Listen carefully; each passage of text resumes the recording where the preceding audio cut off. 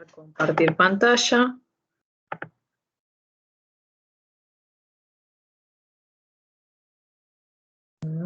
Acá.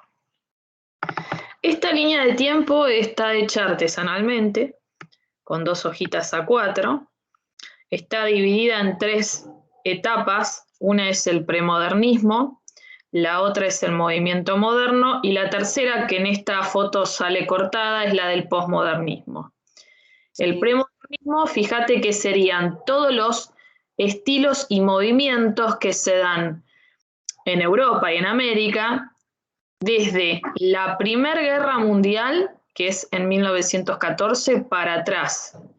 Esta fecha, ¿sí?, podemos tomar como inicio el premodernismo o la Revolución Francesa, 1789. Si vos rendiste recientemente Historia 2, acá es donde aparece la Escuela de Bellas Artes, la Escuela Politécnica, Durán, la división entre el arquitecto y el ingeniero. Se empieza a usar el hierro en la construcción, en la arquitectura clásica. ¿Se escucha entrecortado? Sí. Vos avísame. Sí.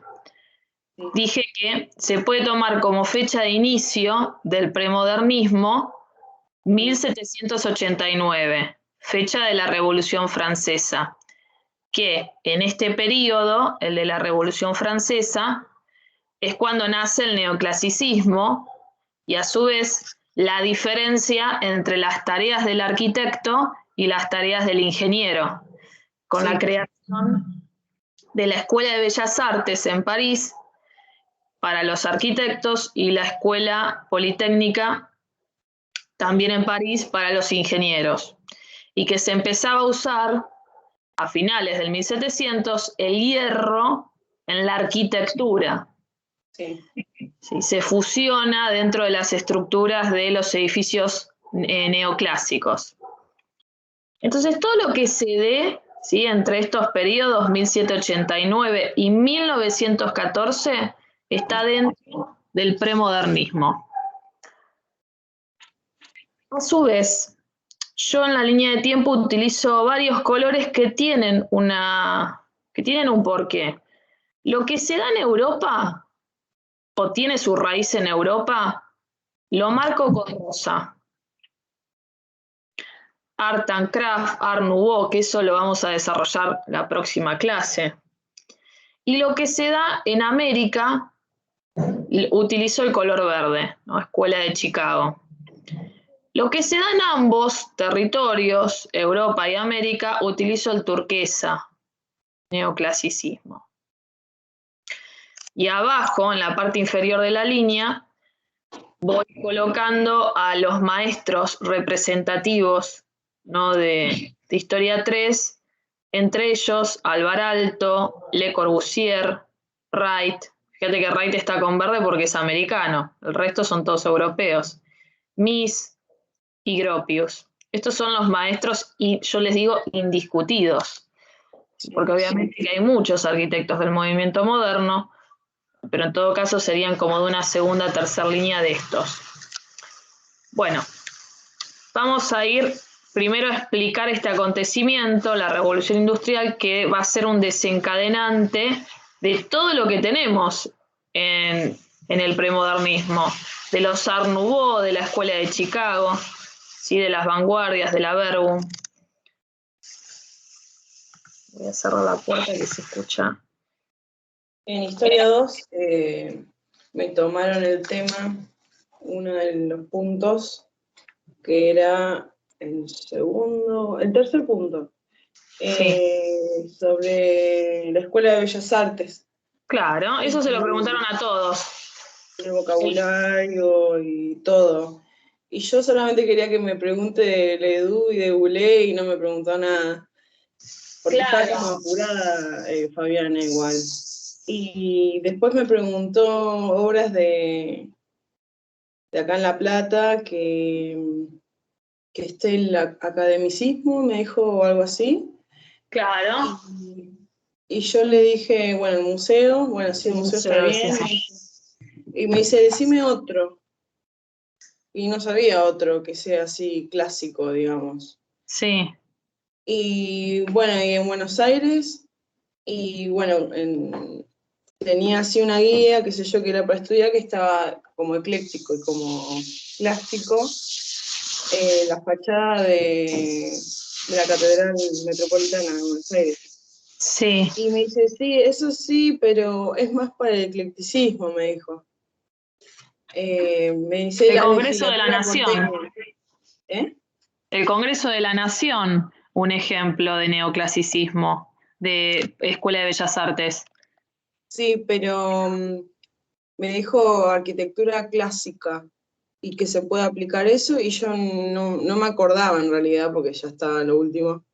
Sí. Y nada, como último tema me preguntó la del texto de Aliata, la del lenguaje, el carácter del edificio.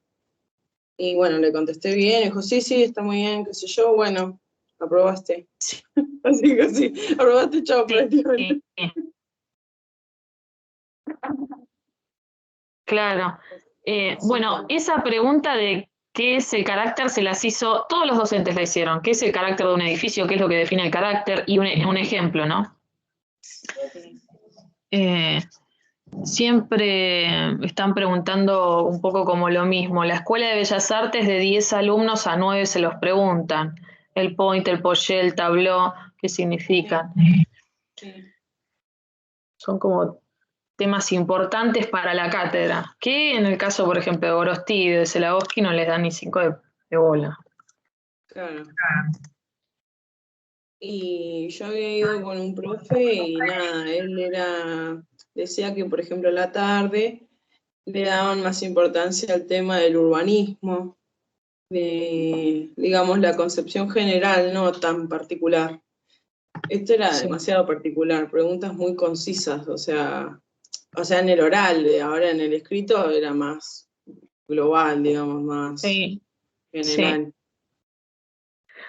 No, yo lo que te puedo decir es que a la tarde les gusta mucho el discurso crítico, la opinión del alumno. Sí. No tanto, no les gusta que los alumnos cuenten la versión de los autores, sino que cuenten Claro. su propia versión y apunta a algo más general. Y tiene en el medio metido también el discurso político. O sea, la mayoría de los Claro. docentes son partidarios de agrupaciones de izquierda. Entonces el tema del capitalismo, el proletariado, la desigualdad, sí o sí tienen que aparecer en el desarrollo de un tema. Y obviamente no les gusta que las láminas arranquen con la obra arquitectónica, porque termina siendo como un elemento aislado. La obra es un componente de un todo, y ese todo es el barrio, la ciudad y el territorio. Entonces quizás sí es cierto que dentro del discurso, cuando empezás contando el movimiento, lo que fuese, hacer referencia al territorio para después ir bajando la escala a la ciudad y por ende a la obra. Pero no sé, no me atrevería a decir que es todo más territorial, porque en las láminas lo que más vas a ver son obras de arquitectura. Claro. Aquel alumno que tiene todas obras de arquitectura y no tiene o algún plan urbano, no tiene algún mapa, y probablemente te bochen, sí. Bueno, Yo voy a mandar el mail entonces. Vos me sí. decís que conviene a la mañana. Si te conviene a la mañana, no te vas a arrepentir. Bueno, Los esperemos. docentes son distintos, sí, sí. Va a Encima ser más los fácil. únicos dos profes jóvenes, porque la mayoría de mis amigos, los que rindieron a la mañana, los rindieron con profes jóvenes que eran re piola, Agustín digamos, en el Lanfrit, sentido que ayudaban. sí. ¿Eh?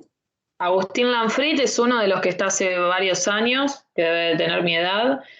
Eh, Y nada, tenían uno cada uno, y uno más tenía plan egreso y le faltó. Así que tenía tres, Fabiana, dos plan de egreso, me parece, y después un profesor, y la profesora no le vino la alumna. Así que, pero en la 2. Yo pensé que me decías la 3. no, y cuando hice un Zoom para explicar como consulta, qué sé yo, Sí. contó que decía, Que la no quiere 2 que y la lean. 3, Que no quiere La que 2 lean los alumnos. sí, sí. La 2 y la 3 están relacionadas, decía, pero en la 3 el alumno sabe su tema, entonces es obvio que va a hablar de su tema y sabe solo su tema, decía. Pero ¿qué pasa? Tienen que saber todo, decía, porque está bien, vos vas a hablar de tu tema, pero después te hacen preguntas los profesores y tenés que saber, o sea, del todo, ¿no? Que solo tu tema. Sí. Entonces, nada, decía eso, que hay que estudiar, gatita, que hay que estudiar todo porque por más que sepas tu tema, te van a tomar alguna que otra pregunta De o sea, otra cosa. sí, el plan Es, general, digamos, de claro, programa. eso es quizás lo que uno ve en Historia 2. En Historia 2 siempre el alumno expone su tema, sea plan egreso regular, y van a ver un promedio de 3 preguntas. Esas 3 preguntas, una puede ser con respecto a tu tema, y las otras generalmente son de otra cosa. Nombrame arquitectos del Renacimiento, o qué es el carácter de un edificio, ¿no? O lo que fuese.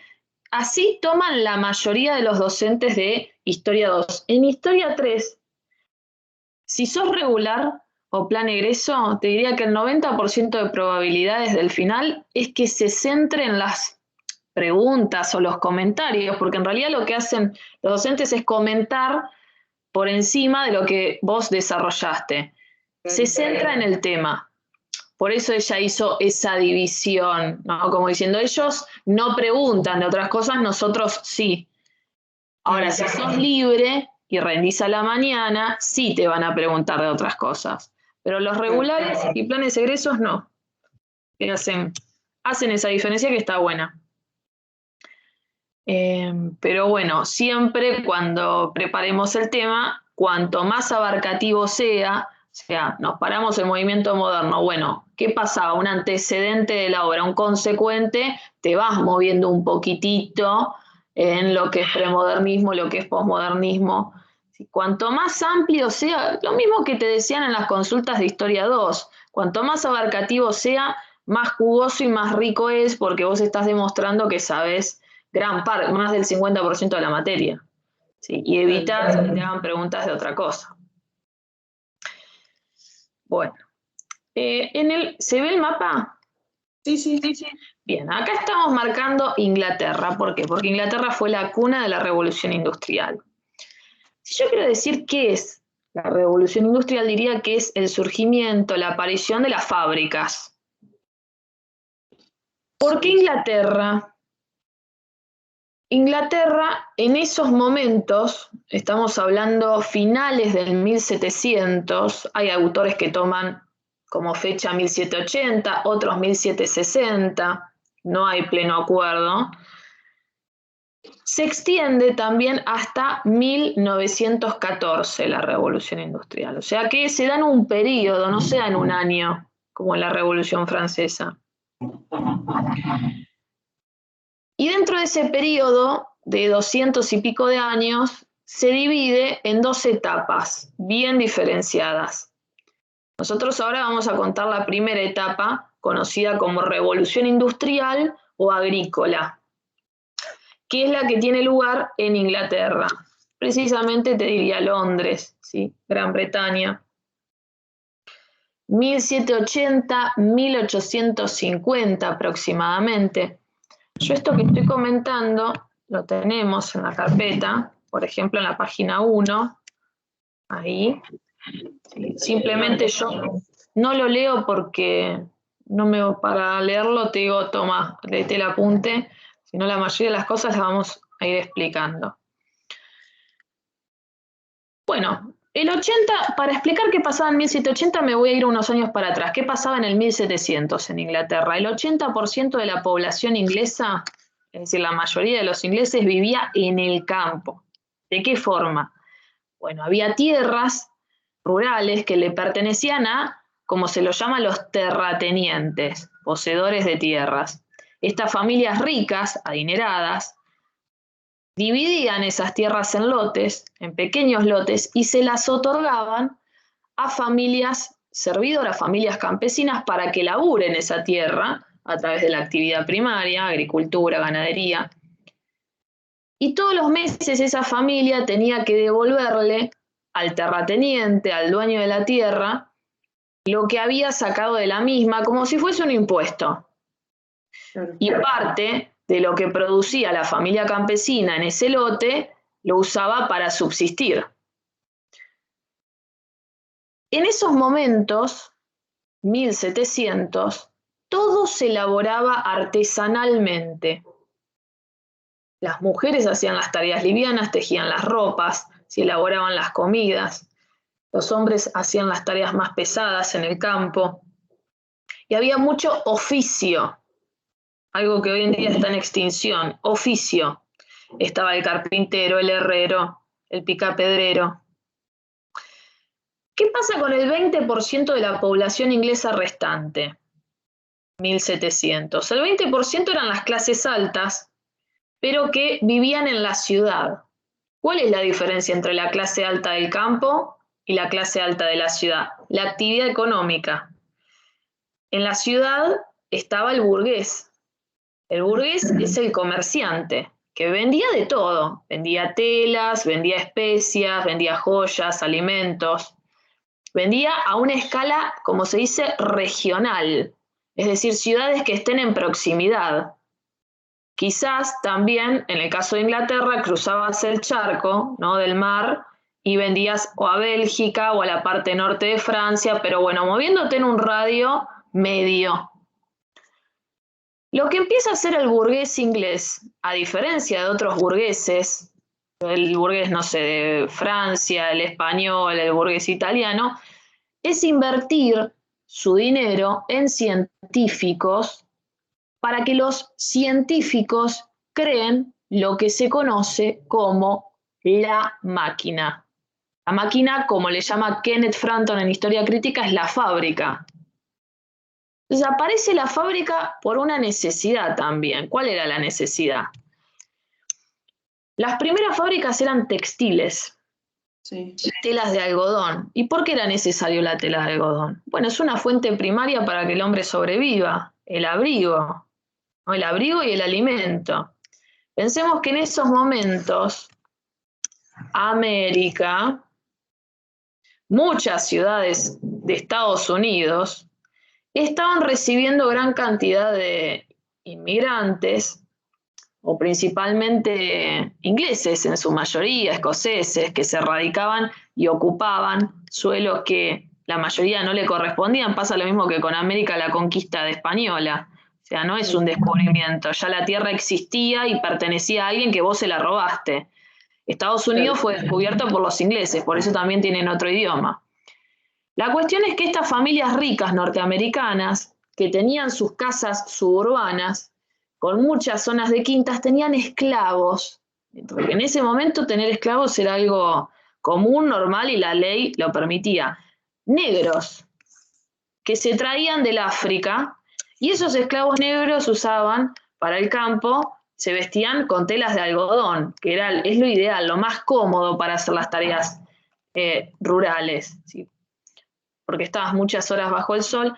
Entonces, claro, hay un gran vínculo entre Norteamérica e Inglaterra. Viendo esa oportunidad es que el inglés decide crear esta fábrica de telas. Y usando también un recurso característico de Inglaterra, que es el carbón. Primero tenés el carbón natural, que es el que se extraía, ¿no?, de las canteras, y cuando ese carbón se empieza a acabar, es reemplazado por el carbón vegetal. Es un proceso generado por la quema de los troncos, ¿no?, de la madera, los bosques. Entonces, carbón y vapor fueron los dos recursos que propulsaron esta primera revolución industrial. Entonces tenemos grandes fábricas en el corazón de las ciudades inglesas. ¿Y qué es lo que necesitan esas fábricas? Necesitan dos cosas. Primero, gente. ¿De qué te sirve tener una fábrica si no tenés trabajadores? esas fábricas eran muy diferentes a las de hoy en día, porque para poder funcionar necesitaban 2.000, 2.500 trabajadores. Digo al revés porque hoy en día una fábrica puede funcionar con 10 personas. O sea, cada vez la tarea del hombre está siendo reemplazada por la tecnología y esto se ve en la ciudad. Vos cuando entras a un banco, vos cuando entras a una empresa o lo que fuese, es que cada vez hay menos gente trabajando, menos empleados, al margen del contexto de la pandemia. Como que las tareas se fueron digitalizando o se pueden hacer trámites virtuales. A eso me refiero con la máquina, ¿no? Con que la tarea del hombre se reemplaza por la máquina. Este burgués sí o sí se ve en la obligación de hacer un vínculo societario con los terratenientes, con las clases altas del campo. ¿Por qué? Porque era quien tenía toda la gente. Yo dije, el 80% de la población estaba en el campo. Así que más o menos en 1780, 1760, el burgués, vamos a ponerle de nombre, el burgués Pepe, que no era un burgués, eran un montón, pero bueno, le ofrece al terrateniente Juan ser socio. Le dice, si vos me das, el burgués le dice, si vos me das la población que tenés laburando en el campo para vos y yo la llevo a la ciudad para que laburen mis fábricas, pensá que le vamos a vender a Estados Unidos, vamos a venderla al nuevo mundo. O sea, si vos antes ganabas vendiendo choclos, chauchas y gallinas, ganabas 10, con este negocio vas a ganar 10 millones, ¿no? Vas a ganar muchísimo más.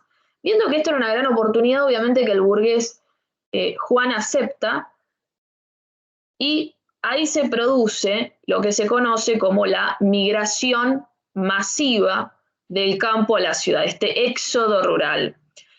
Lo segundo que necesitaba el burgués, además de gente que le labura en las fábricas, era tierras. Porque las primeras máquinas o las primeras fábricas, además de ser textiles, eran de maquinarias agrícolas para trabajar el campo. O sea, la industria creó la maquinaria de cosechadoras, sembradoras. ¿De qué te sirve tener esas máquinas en el medio de la ciudad? ¿De qué te sirve tener una cosechadora en la ciudad? Nada, sí o sí la tenés que llevar al campo. Que eso iba también a economizar y a producir más y a reemplazar la tarea del arado. Perfecto. Sí o sí, entonces se forma este vínculo. ¿Y qué pasa con los campesinos? Los campesinos, la mayoría, no quería irse del campo, se rebelaron. O sea, se producen enfrentamientos entre los terratenientes y los campesinos. ¿Por qué no querían irse? Y pongámonos un poco en el lugar de ellos, o sea, te dicen de la noche a la mañana, te tenés que ir a otro lugar, vas a hacer otra tarea, te tenés que mudar con tu familia, te vas a alejar de todo este ambiente que te creaste, era incertidumbre absoluta. Además, que yo siempre digo, hay una regla, ¿no?, en la vida que dice que la felicidad radica en hacer lo que uno quiere, en el lugar que quiere, con la gente que quiere. El campesino era feliz, ¿no?, estando en contacto con la naturaleza, haciendo su oficio. No quería salir de esa zona de confort. Estos enfrentamientos, ¿cómo terminaron? Ganando los terratenientes. Cercaron los campos, los acorralaron, ¿sí?, como diciendo, esto es propiedad mía, y los terminan echando a los campesinos que no tenían otro camino que irse a la ciudad. ¿Para qué? ¿Qué fue fundamental en ese éxodo rural? El surgimiento del primer medio de transporte masivo conocido como la locomotora a vapor. Acá, como dice Frampton, se empieza a utilizar el hierro. ¿Dónde? En las vías férreas. O sea, el hierro se utiliza los perfiles doble T porque se dan cuenta que no pueden ser de madera. Sí o sí necesitaban el hierro. El hierro se utiliza en todo lo que tenga que ver con el tránsito. Claro, porque como ahora el comercio va a ser, no va a ser regional, sino que va a unir grandes países, ciudades, ¿qué se necesita para esa unión? Puentes, carreteras, infraestructura vial. Y en todo eso fue fundamental el uso, claro, fue fundamental el uso del hierro. El ingeniero es protagonista en la revolución industrial. El ingeniero es el que hace las vigas Vierendel, los puentes, y con eso también las estaciones férreas, estaciones o terminales. Bueno, las ciudades. Las ciudades que estaban vacías de golpe empiezan a estar llenas de gente, pero llenas. Vos pensás que Londres primero era un barrio y de golpe se transforma en una metrópolis. Nace el concepto de metrópolis. En 1800 tenían 1 millón de habitantes, en 1850 tenía 6,5 millones de habitantes. Una locura. Cuando una ciudad crece, en 50 años, muy poco, muy poco. O sea, se quintuplicó, se superó el nivel de densidad. Cuando una ciudad crece, uno de los principales problemas a resolver es la movilidad de las personas, cómo se trasladan. Porque vos pensás que en la Edad Media, hasta el 1700, la gente iba caminando a hacer sus actividades, o en su defecto a caballo, carruaje, tracción a sangre. Las distancias eran cortas. Ahora, cuando cambia el tamaño, aumenta la densidad, tenés que hacer 40 cuadras, sí o sí necesitas de un medio de transporte. Entonces empiezan a aparecer, gracias también al conocimiento científico y tecnológico, el resto de los medios de transporte. El auto, ¿sí? El avión, ya el avión para unir Europa, América, los barcos de hierro y de acero, el subte, el tranvía. Surgen los medios de transporte. Al aumentar la cantidad de gente en una ciudad, aumentan los problemas. ¿Por qué? Porque generan más basura. La sanidad. Claro, exacto. Ahí va a ir. Se genera más basura, hay una necesidad de higiene de la ciudad, aparece el recolector de residuos, se necesita más infraestructura de cañerías, agua, ¿sí? Para la higiene. Y empiezan a aparecer enfermedades, pestes. Y dentro de esas pestes hace el surgimiento de los hospitales. Se necesita también la inclusión de más escuelas, educación. O sea, todo lo que sería obra pública, salud, educación, escuelas, hospitales. Y muchas de esas funciones públicas eran de grandes luces o necesitaban que dentro de la capacidad del edificio se puedan albergar cientos de personas. Se empiezan a incluir los pórticos.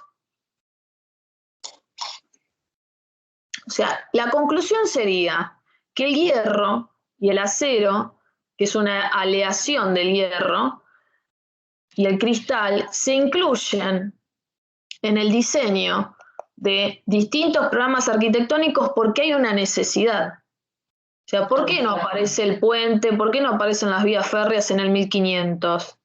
No se necesitaba. Y acá estamos hablando de una densidad mucho mayor, generada por la actividad económica, por el surgimiento de la fábrica. Bueno, vamos a hablar un poco de cómo es el ambiente en las ciudades. Voy a buscar una foto.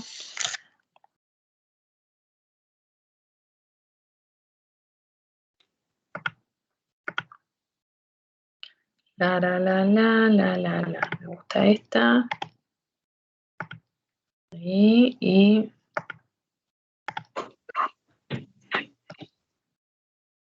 voy a buscar una en la Argentina. Sobre el crecimiento. De los conventillos. Ah. Sí, tiene que ver con el crecimiento. Vamos con esto.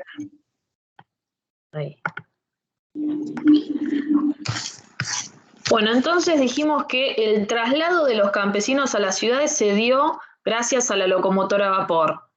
Sí. Primer medio de transporte masivo, que no solamente trasladó del campo a la ciudad a la gente, sino también de la ciudad al campo las maquinarias agrícolas, las cosechadoras, las sembradoras, que eran pesadísimas, se desamblaban y volvían a ensamblar.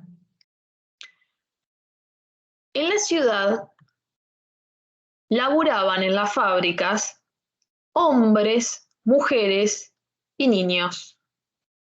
O sea, familias enteras. Yo digo que esas familias son los ex campesinos, que ahora, ¿cómo se los va a llamar? El proletariado. Prole, trabajador.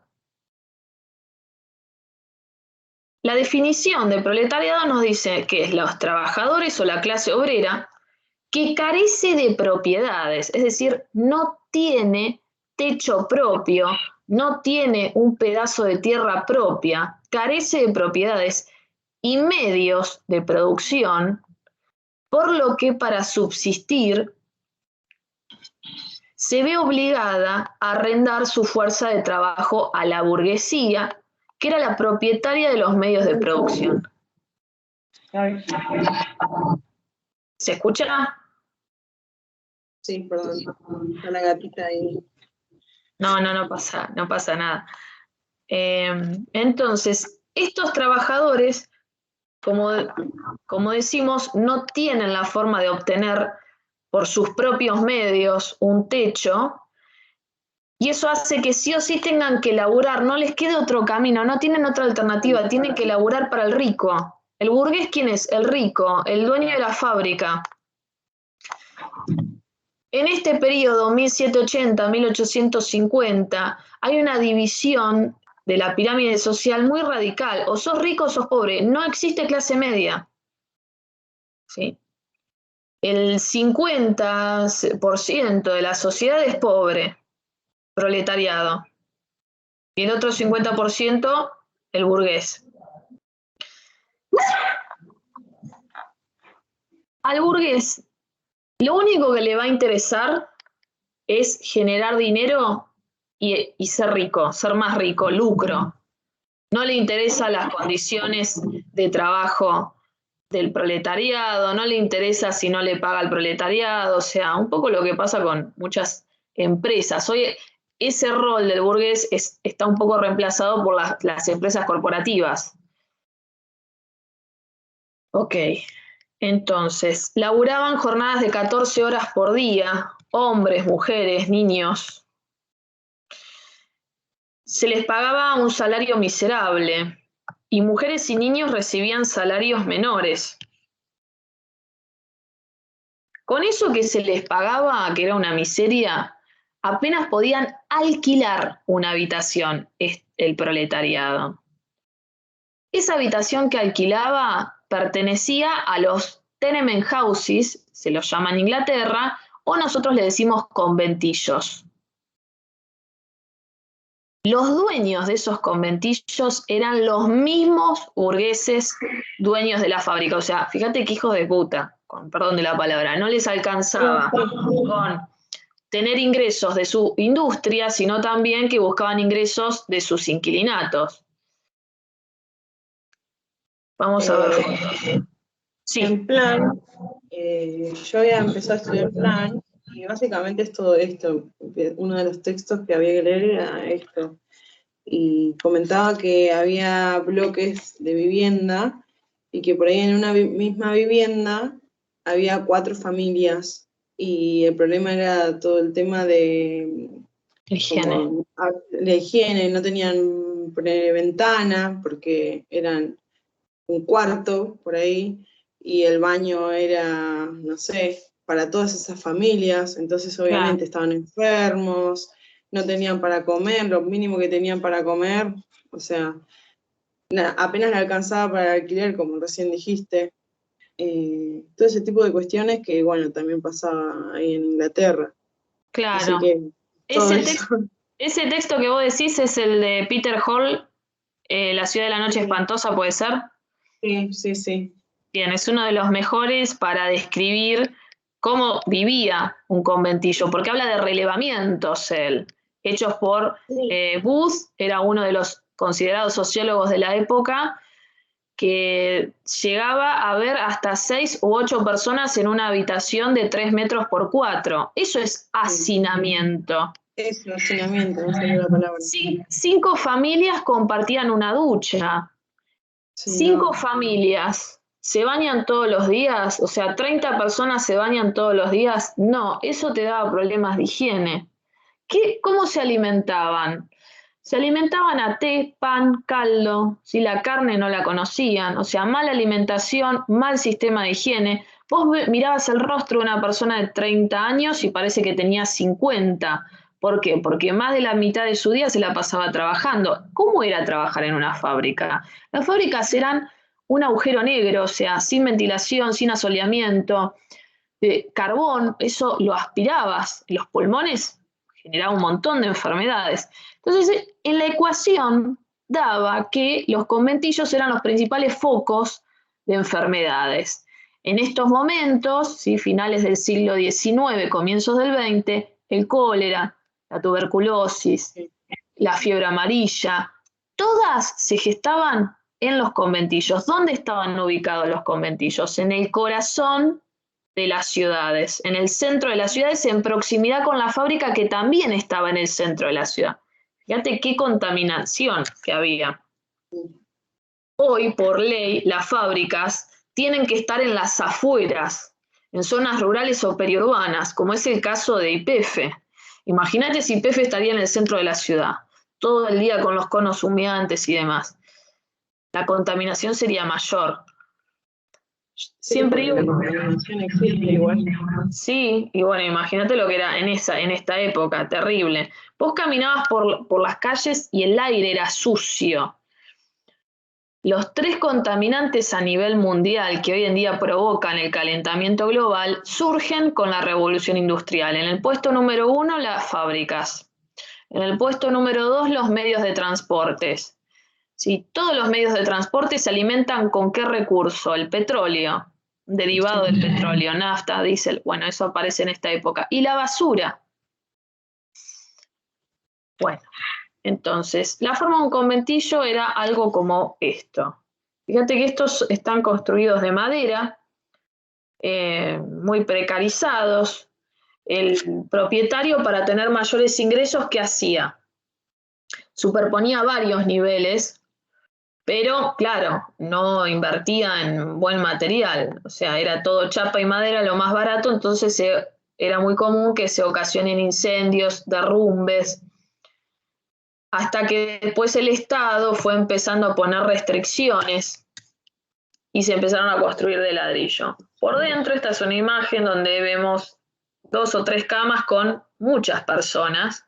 Adentro, fíjate, todas las pertenencias también se dejaban en el interior.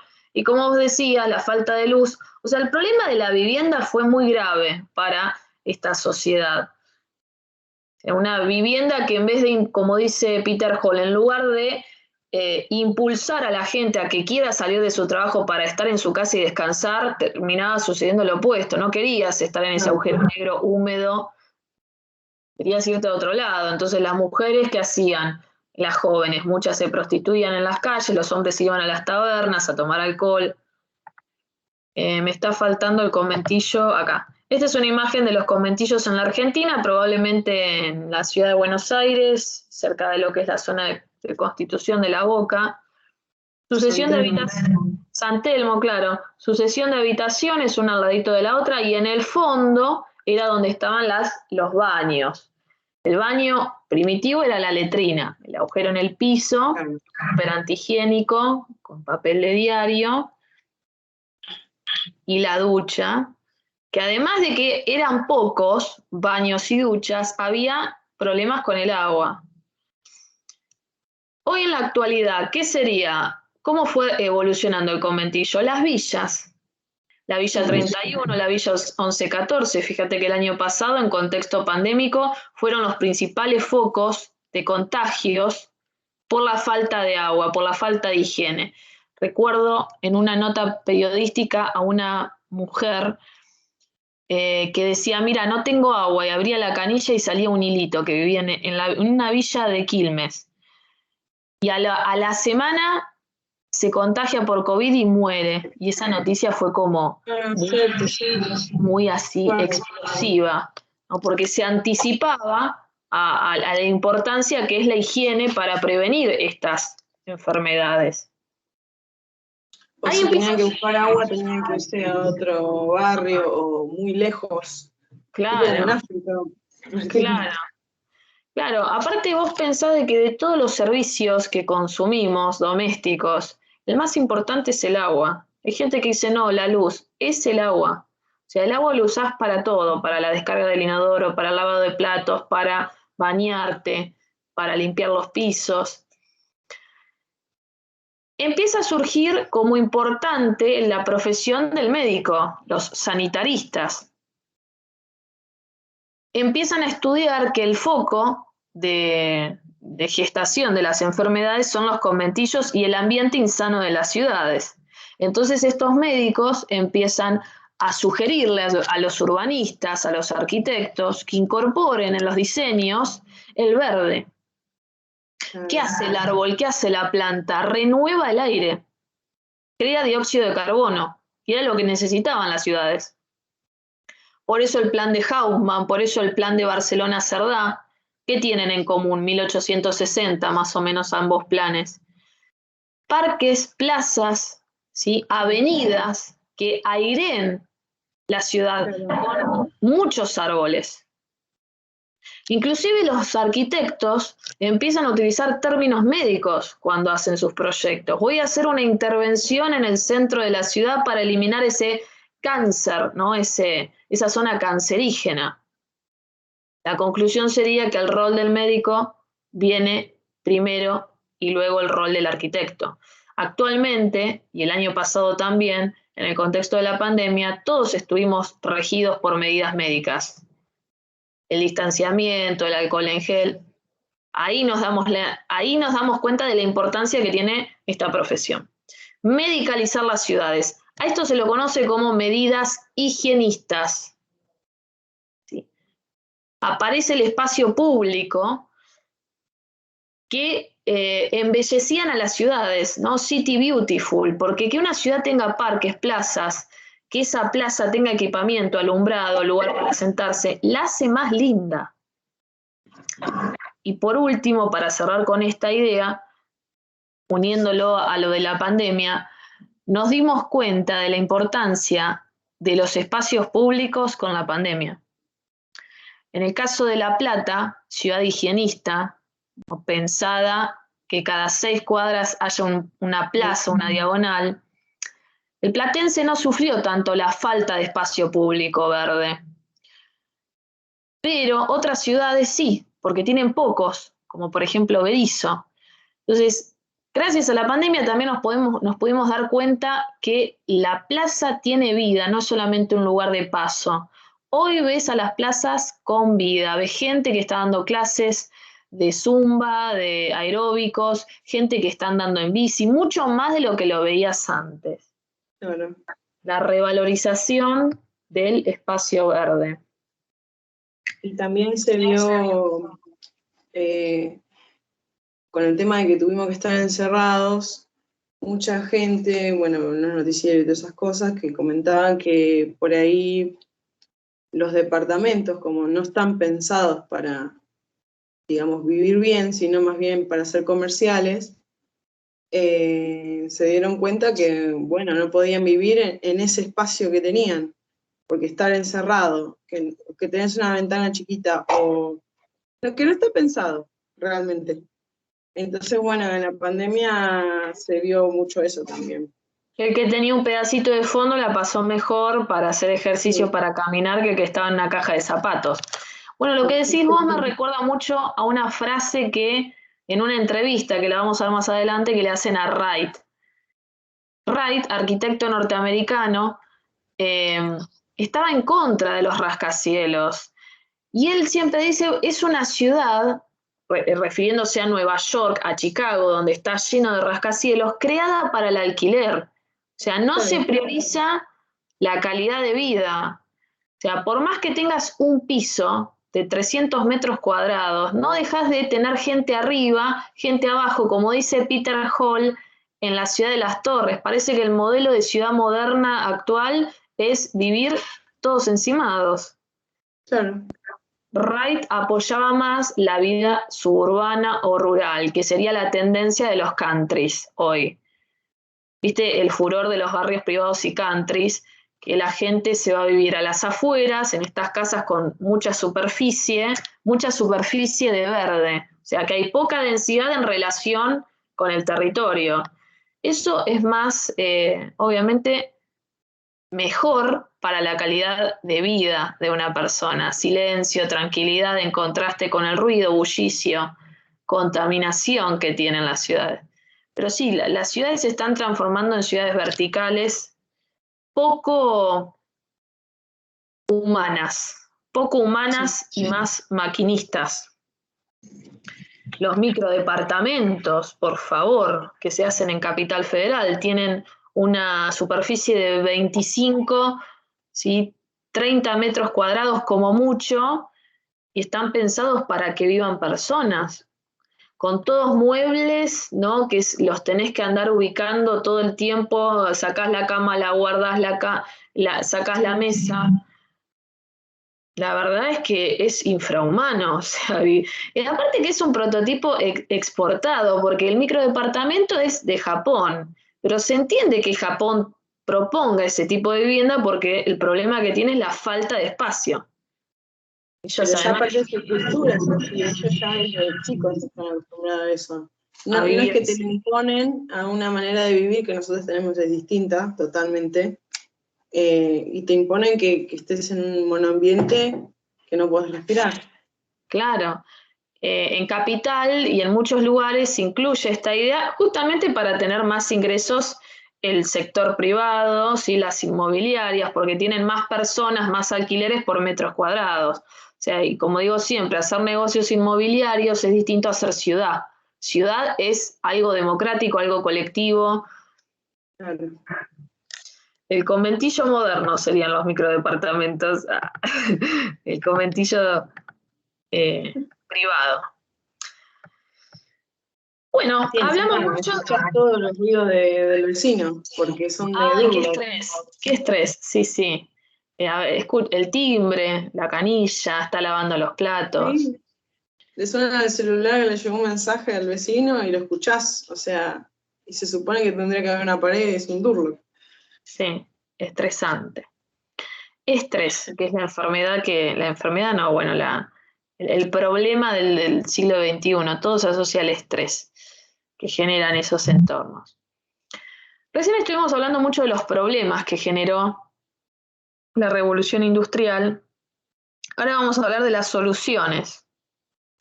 Muchas de estas soluciones fueron promovidas por arquitectos, urbanistas. ¿Cuál es la diferencia de un arquitecto entre un urbanista? ¿O qué es lo que hace que un arquitecto se convierta en urbanista? Bueno, el arquitecto que hace un proyecto de una ciudad ya es considerado urbanista. No importa si esa ciudad se realiza, se materializa, se concreta o no.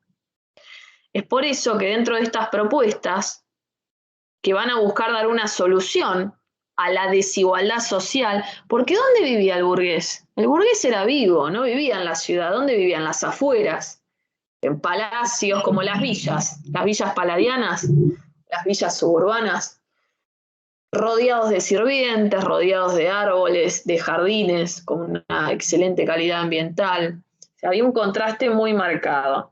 Entonces, estas personas, que la mayoría son profesionales, Owen, Howard, Fourier, Garnier, Soria, entre otros, van a hacer propuestas urbanas. Algunas se materializan y otras no, para lograr que la clase trabajadora viva en igualdad de condiciones con respecto a los burgueses.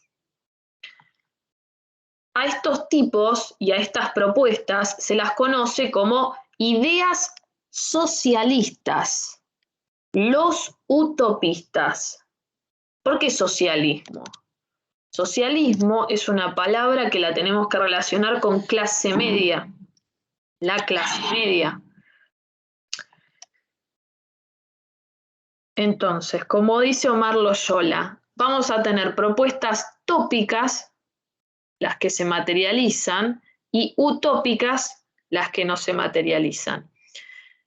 De estas propuestas, lo que van a tener en común son 3 cuestiones. Número 1, lo voy a anotar en este cuadrito de diálogo. Mucho verde.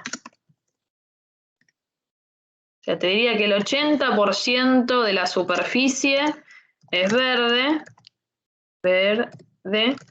y el 20% restante ocupado. Fábricas, viviendas, lo que fuese. ¿Esto sería un concepto general o Sí. para alguna ciudad nueva? General, de todas las propuestas que vamos a ver, 5 o 6, todas tienen esta condición: mucho verde, mucho espacio natural alrededor, poca densidad en contraste con el conventillo, el hacinamiento, el ruido, el bullicio. Por eso, la locación de estas propuestas termina siendo en zonas periurbanas. ¿Qué es periurbana? El límite entre una ciudad y el campo. Claro. O zona rural. Zona periurbana o zona rural.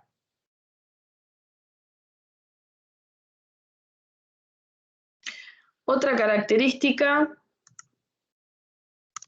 poca densidad. Generalmente, la densidad de estas ciudades, por llamarles ciudades, porque en realidad más aldea, está controlada. O sea, son 2.000 habitantes, 800 habitantes. ¿Qué sería eso en la realidad? Un barrio. Barrio.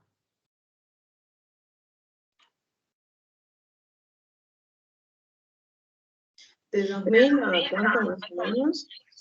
800 a 2.000 habitantes. 800.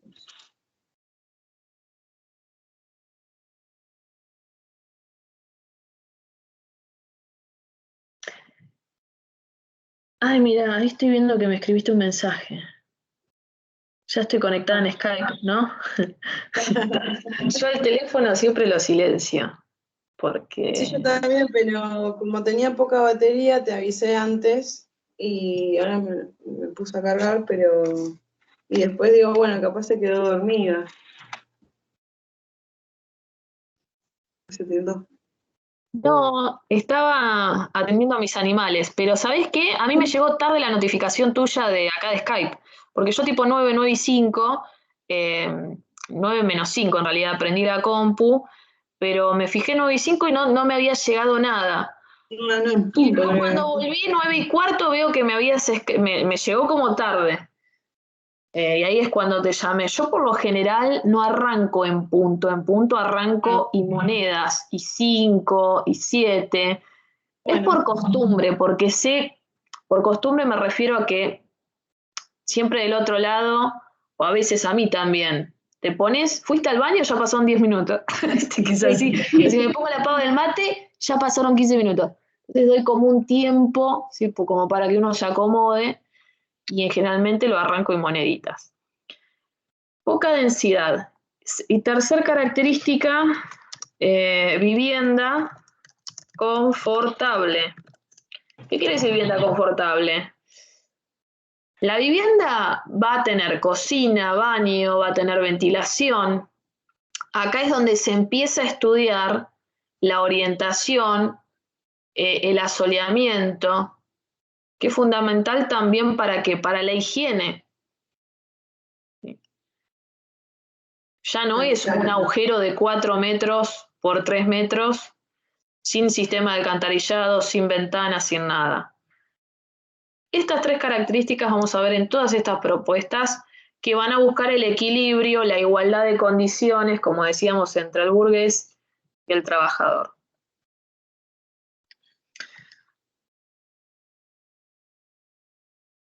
Voy a cerrar acá, vamos.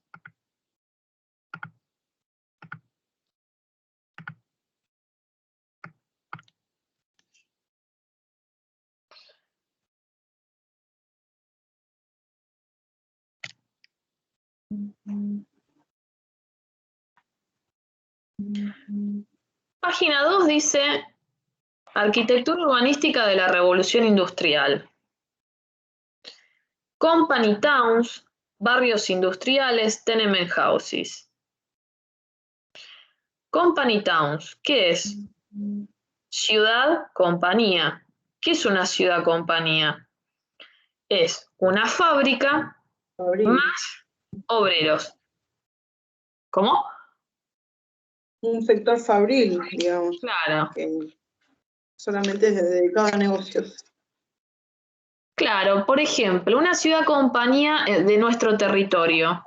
Yo siempre menciono el caso de Quilmes, ¿no? La localidad de Quilmes, tenés la fábrica de Quilmes, que todavía existe, de la cerveza, y originalmente alrededor de la fábrica tenías casas de ladrillo pensadas para los trabajadores de la fábrica.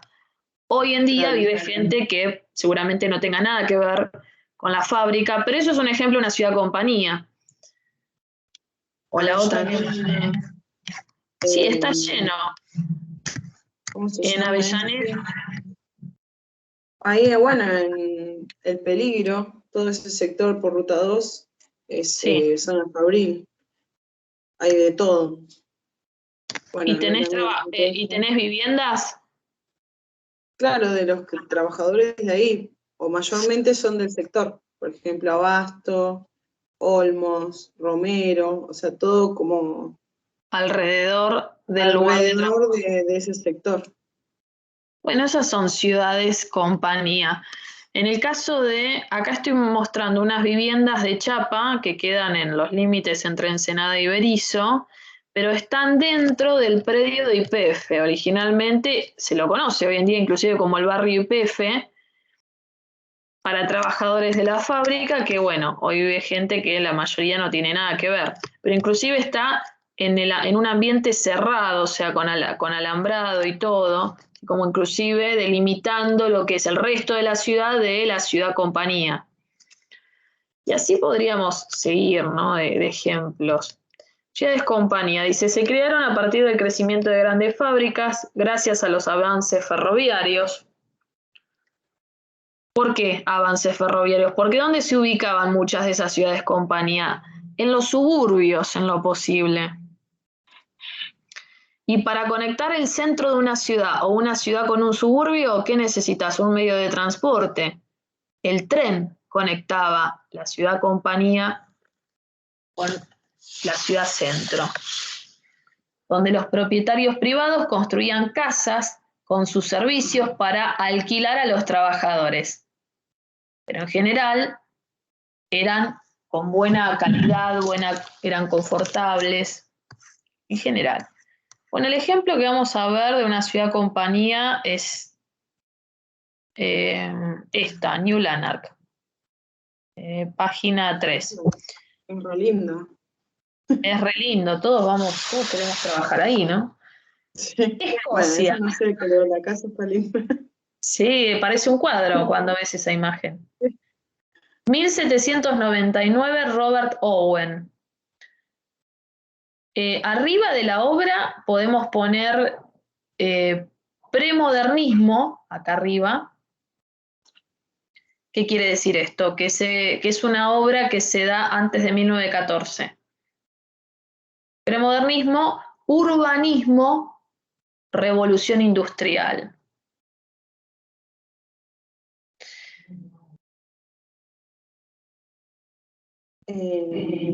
Urbanismo, revolución industrial.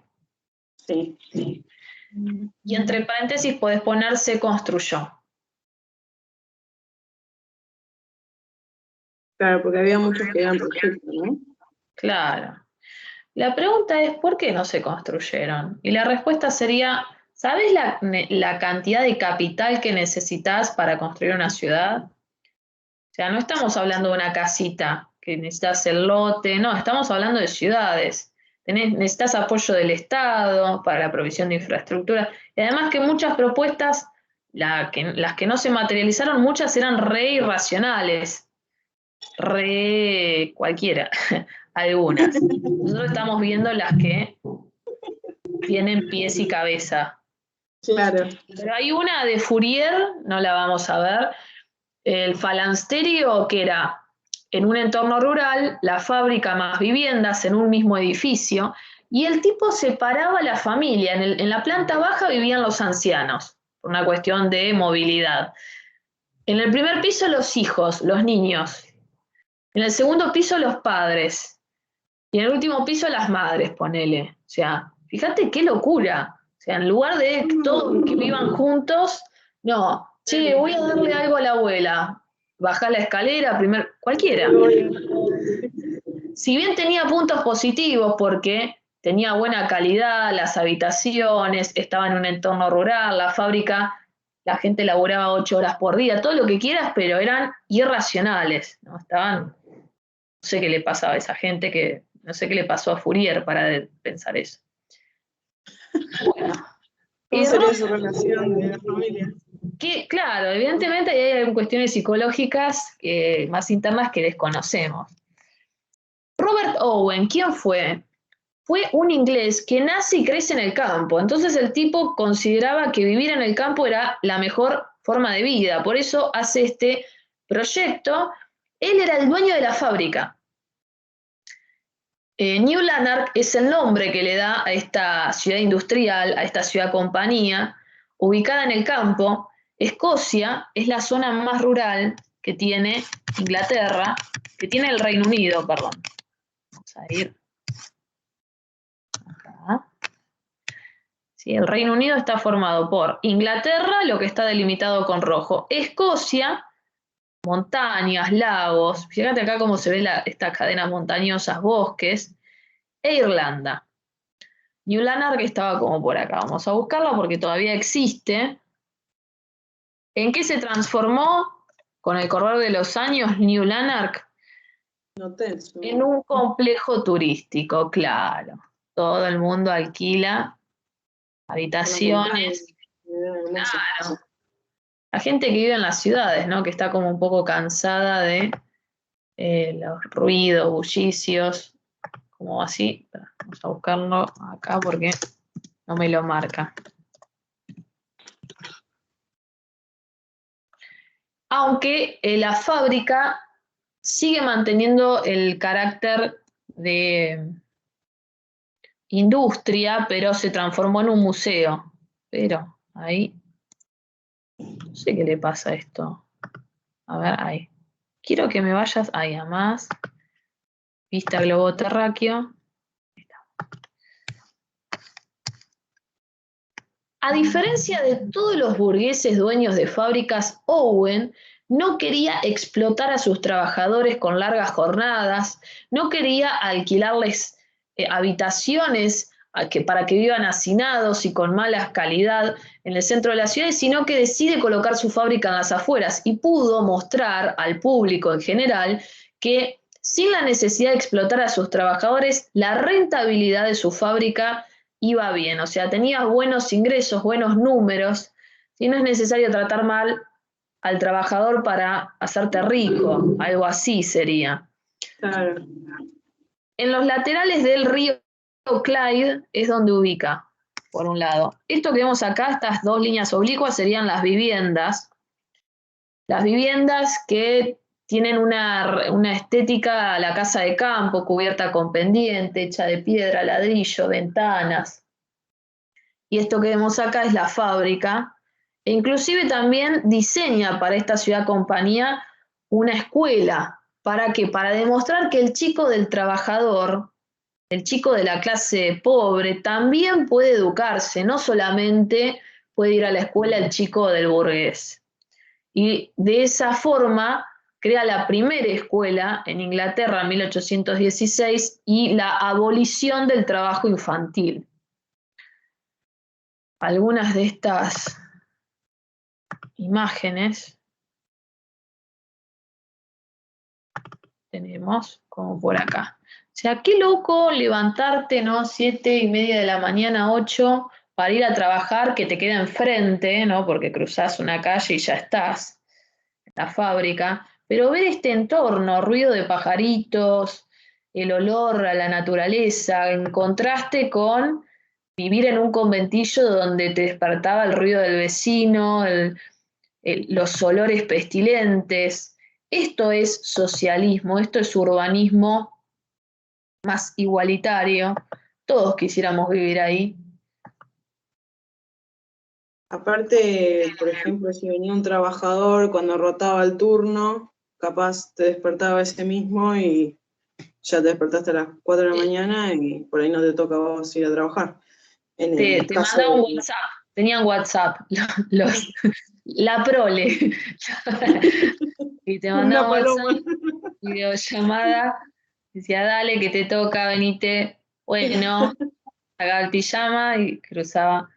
Supuestamente en Berisso fue que había un lugar que se llama, no sé, algo de las camas calientes, una cosa así, eh, Sí.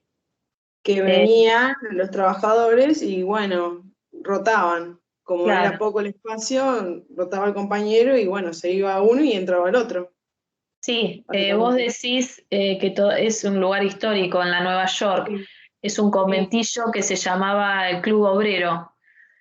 Eh, y porque, bueno, justamente Berisso tiene toda la historia en base a la fábrica del frigorífico, la Swift, Claro, eh, sí. entre otros.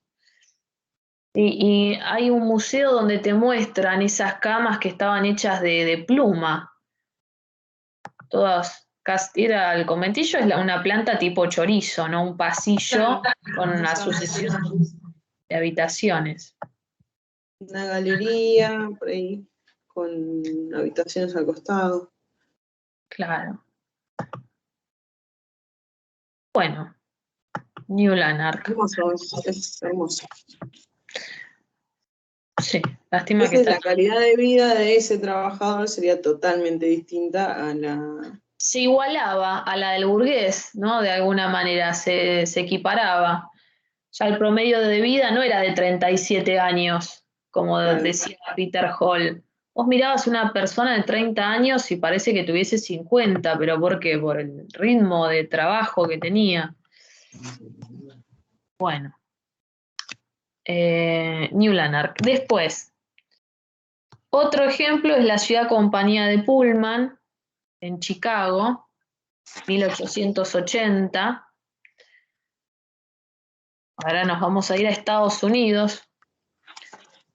¿Quién fue Pullman? Pullman fue el creador de los coche cama, los asientos reclinables. Yo digo que fue un genio, La verdad, visionario, porque pensemos que hace 100 años la gente se trasladaba en el tren como hoy nos trasladamos en el bondi y en el subte. O sea, tenía esa popularidad del tren. Y los viajes a veces eran muy largos, horas, inclusive a veces días. Por más comodidad que tenga el vagón, ¿no? Por más comodidad me refiero a, no sé, sirvientes, ¿no? Que te den para tomar y qué sé yo, y tenga climatización, todo lo que vos quieras, tenías que estar sentado en ángulo de 90 grados. Imagínate más de 7 horas, y el- la postura, ¿no? No era buena, generaba no, y problemas. el día de hoy, Hasta el día de hoy, yo eh, recuerdo. porque son muy cortitos el espacio de las piernas. Sí, Yo te mido más de morís, unos te genera. 70 y es estar así Inhumano, como... es inhumano. Hace 10 años, cuando yo tenía que viajar en el tren Roca con el asiento de chapa, 1 hora 45 minutos desde La Plata hasta Constitución, dejaba los riñones, me los traía en la mano. Ni me quiero Claro, imaginar esta gente cómo viajaba más tiempo. Entonces, por eso digo que fue un genio, porque el tipo dice, ¿por qué no hacemos un asiento que se pueda reclinar a 45 o coche cama? Que hasta hoy en día se siguen usando asientos Pullman, se ven la marca en los trenes, en los micros de larga distancia. Creo que es la marca del asiento. ¿O no? ¿Solo el asiento? Yo lo he visto Pullman en los asientos. O sea, se venden por todas partes del mundo. Sí, es Pullman y después está, bueno, cama, y hay otro que es cama como superior o algo así. Ejecutiva. Básicamente son lo mismo, nada más que es más mullido y un poco más que se puede reclinar a 90, digamos que 180 sería, ¿no? 180, sí, el ejecutivo, que vos mirás la planta alta del colectivo y tienen 10 personas, 12, porque claro, se pierde más superficie para meter personas. Pero bueno, esta fue la primer fábrica. Acá en esta implantación estamos viendo. Lo que se ve con gris sería la fábrica propiamente dicha. Sí. Esto era una escuela. Al igual que el proyecto de New Lanark incorporaba la escuela para los chicos de los trabajadores. Acá vemos la inclusión de un parque, ¿sí? Un espacio público, porque claro, esta no queda en el campo como New Lanark, esta queda en un suburbio, ¿sí? En los límites entre la ciudad y el campo. Por eso la plaza, por eso vemos una plaza. En el campo no hay plazas, es todo plaza si te pones a pensar. Todo libre. Una plaza gigante. Claro, eterna. Y lo que se ve con rojo serían las viviendas de los trabajadores, que acá sí vemos lotes, son viviendas unifamiliares, triplex, que también los diseños buscan separar lo que es el tránsito, la calle, de la vivienda, con todo este jardín delantero, árboles, que dan y generan una buena calidad ambiental y alejas los ruidos. Vamos a ver algunas imágenes, ya que esto continúa de pie.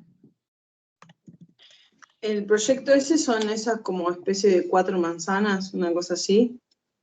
Y creo que eran 4. Pullman Company Town, Chicago. Hoy en día vamos a ver que esto creció terriblemente, son un montón de manzanas y la fábrica ya no funciona más ahí. Lo que era la fábrica se transformó en una tienda de souvenirs, en un lugar histórico, en un museo, parecido a lo que veíamos en New Lanark. Siempre me pasa que me cuesta ubicarlo porque me marca toda la zona de Pullman. Ya la encontré acá, por la plaza. La implantación que tenemos nosotros sería justo ahí me tomó, sería aproximadamente esto. Esta era la primer Pullman, con 3 manzanas, como decís vos. Fíjate que acá se nota que hay una reducción de lo que era la ocupación de la fábrica. Claro. Y es donde es que dice histórico Pullman Visitor Center, centro para visitantes, museo. Vamos a recorrer un poquito. ¿Esto estaba en Chicago, era? Esto es Estados Unidos, Chicago, que es una ciudad importante después de Nueva York, es como en la Argentina decir Córdoba o Rosario, Chicago. Sí. Donde los famosos van a buscar a sus hijos y elegir el color de ojos y de pelo, como Luciana Salazar, ¿cómo se llama este? Marley. Vienen acá, a Chicago. Acá te venden los pibes como productos. Muñeco. Mientras puedas elegirlos, mientras puedas pagarlos, no hay problema. Bueno, la calidad de las viviendas y el contraste, ¿no? Con el conventillo. Es un típico barrio suburbano norteamericano o inclusive también los barrios suburbanos ingleses, que se ven en las películas. Ideal para ambientes familiares, ¿no? El chico, los niños que estén corriendo, jugando. Bueno, y muchos de estos... Perdón, ¿era de ladrillo a la vista? ¿Sí? Como... Claro, justo iba a decir eso, o sea que hoy en día se mantiene en pie, porque pensemos que estas casas tienen más de 100 años. ¿Y por qué se mantienen en pie? por la calidad constructiva. Esto es ladrillo y la cubierta chapa y madera, con los pórticos, como en este caso, también de madera. Pero lo principal, todo lo que es estructura, ha existido alguna que otra modificación por parte de los propietarios de esas fachadas, pero mantienen bastante la identidad inicial.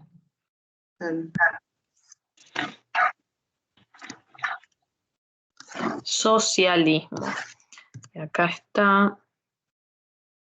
Acá quería llegar. Ahí está.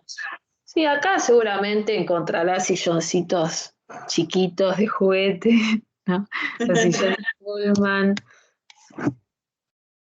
Pero bueno, un barrio muy, muy lindo para vivir. Bueno. Sí, haciendo los contrastes con el conventillo, sí, con la Villa Miseria hoy en día, vamos todos a vivir ahí. Arriba de esta obra, o abajo, no sé, en algún lugar podemos poner lo mismo que en la anterior. Premodernismo, urbanismo, revolución industrial. ¿Que eso nos sirve para qué? Hacer esas anotaciones, para saber de dónde enganchamos la obra, qué responde. En el curso vamos a ver más de 100 obras. Te vas a pegar un boleo que por ahí vas a decir, ¿esta de dónde viene? ¿De quién es? ¿A qué responde? Bueno, hacemos como esa ayuda. Esto se construyó y se mantiene. Claro, entre paréntesis podés poner se construyó. Es tópico. Una propuesta urbana tópica. Tópica. Claro, tópica se le dice cuando se materializa, se concreta. Utópico, en este contexto, quiere decir cuando no se concreta, cuando no se materializa. Que se va a hacer las propuestas que vamos a ver la próxima clase, como la ciudad lineal. No, la ciudad lineal se hace. La ciudad jardín y la ciudad industrial de Garnier no se realizan. Esas serían utópicas. Claro. Comúnmente usamos el término utópico cuando nos referimos a algo teórico, ¿sí? Algo que no se concreta. O decir, es una utopía, viajar a la luna, es una utopía, dice yo, tener hijos, no sé, cualquier cosa, ¿no? Sí, como más bien tipo fantasía, ¿no? Claro. Bueno, de esto que vimos hoy, ¿te resultó conocido? ¿Lo relacionaste un poco con la cursada? Realmente no me acuerdo nada, por eso te decía. Que me fue malísimo porque no... Es sí, información. Bueno, sí, me acuerdo un montón, pero no Claro, nada. Igual la mayoría me dice lo mismo, o sea, pero lo relacionaste más con plan. Estabas preparando plan 1 en la cátedra de Tauber si estabas leyendo ese libro. Ese libro no, ese capítulo de Peter Hall. La primera de la noche y yo empecé a estudiar, pero como me habían dicho que tenía que esperar para ver si me agregaban materias o no, porque yo soy del plan 5, y esperé, y yo seguía estudiando, pero después me dijo, no, tenés que dar historia 2, ¿cómo me dijo? Como que me dieron el beneficio, vamos a decir, entre comillas, de poder rendir historia 2, entonces así yo me recibo con el plan 5. Claro. Porque si no me agregaban como 6 materias, era un montón. Cualquiera. Yo no entiendo esa forma que tienen de manejarse, de en lugar de ayudar al alumno lo terminan perjudicando y alargándole más la carrera. No te metieron teorías territoriales, no te pasaron de plan porque tenías las historias, supongo yo. No, o sea, historia 12 venció este año en marzo. Claro, si vos no hubieses tenido historia, capaz que te pasaban de plan y tenías que rendir teorías territoriales y hacer una materia electiva, como le llaman. Eso era lo que te... Y después la de preprofesionales, algo así. Prácticas preprofesionales. Sí, y tenía que asistir a unos, no me acuerdo cómo se llamaban, que eran pequeños cursitos. Todo un quilombo de materias y qué sé yo. Pero Sí. por suerte me dejaron lo de historia y me apuraron, pero me avisaron en en abril, unos 15 días antes de la mesa, y yo ya no llegaba. Claro. Y después me puse a estudiar, qué sé yo, y me agarró COVID.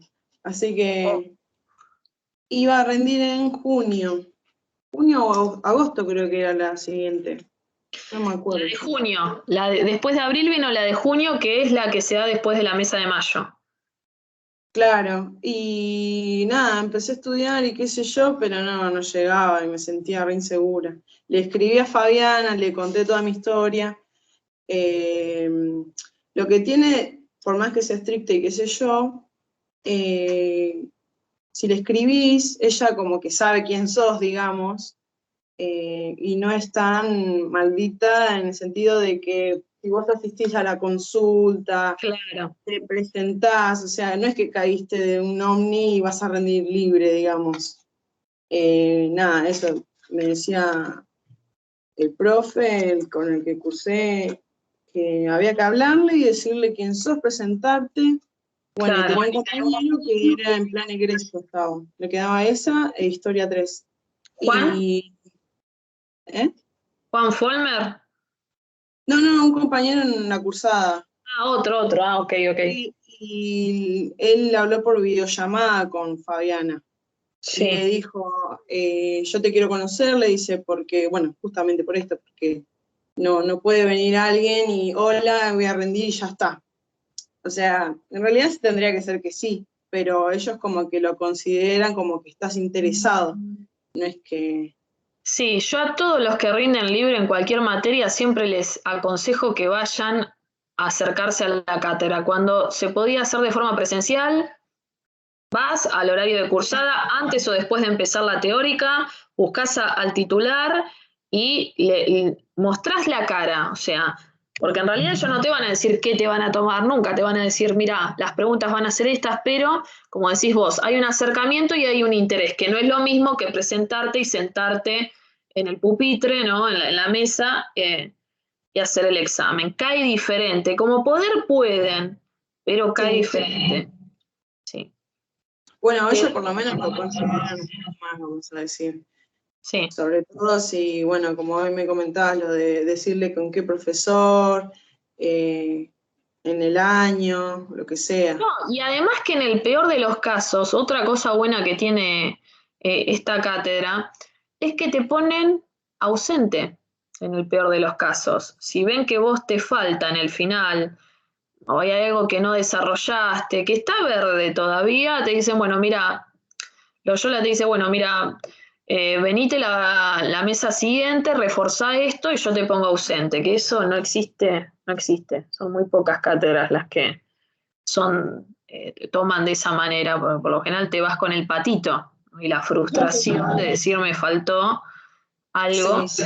ellos son un poco más flexibles.